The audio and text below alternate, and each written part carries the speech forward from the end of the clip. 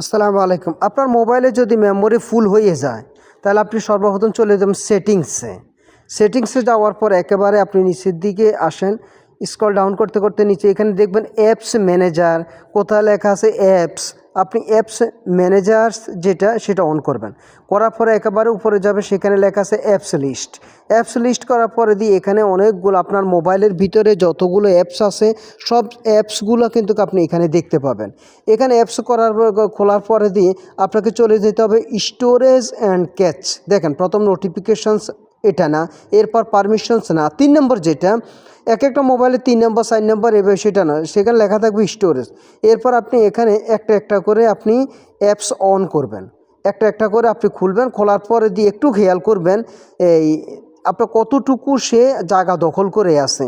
একেবারে নিচে বাম পাশে দেখবেন যদি ওয়াটারমার্ক করা থাকে তাহলে সেটা আপনি দেখবেন যেটা আগে রেডি করা আছে, আর যেটা দেখবেন যে ওয়াটারমার্ক করা নাই, ক্লিয়ার ক্যাচ লেখা থাকবে একেবারে নিচে। তো আপনি কি করবেন, একটা একটা করে অ্যাপস আপনি খুলবেন। খোলার পরে দিয়ে যে অ্যাপসের ভিতরে দেখবেন যে আপনার এই ক্লিয়ার ক্যাচ করার পরে দিয়ে আপনার মোবাইলের মেমোরিটা আস্তে আস্তে অনেকটা বেশি হবে।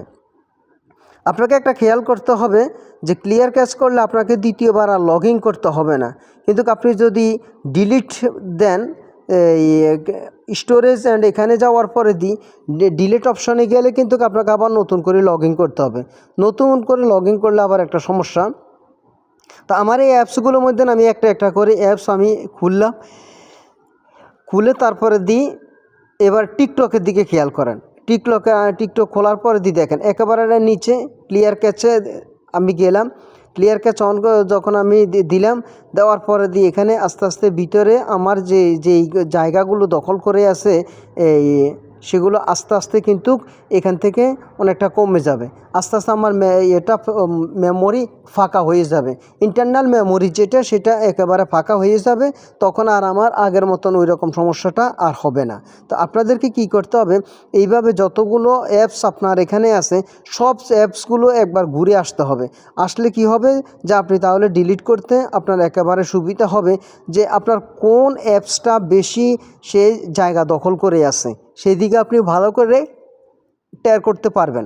না দেখলে কখনো আপনি এভাবে অনুমান করে আপনি পারবেন না যে আপনার কোন অ্যাপসটা আপনার বেশি জায়গা দখল করে আছে। আর এটাতে করে আপনার কোনো অ্যাপস আপনাকে ডিলিট করার কোনো প্রয়োজন নেই। যদি আপনি অ্যাপসের ভিতরে কি এভাবে ক্লিয়ার কাজটা করেন, যেটা মনে করি যেটা ভাইরাসের মতন, এই ভাইরাসগুলো আপনি যদি ডিলিট করে দেন আর এইভাবে আপনার আস্তে আস্তে করে আপনার মোবাইলের মেমোরিটা আস্তে আস্তে খালি হবে, আর মোবাইলটা খালি হলে একেবারে নতুনের মতো কাজ করবে।